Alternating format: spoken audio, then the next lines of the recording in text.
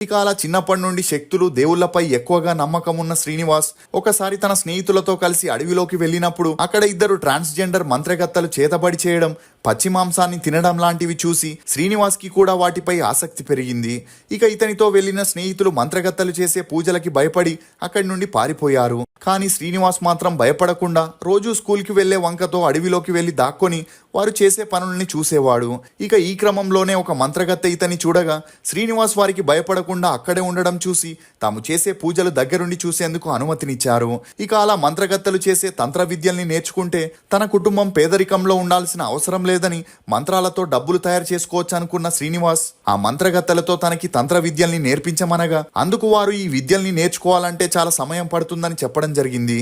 దీంతో శ్రీనివాస్ ఆ విద్యల్ని ఎలాగైనా నేర్చుకోవాలని డిసైడ్ అయ్యాడు.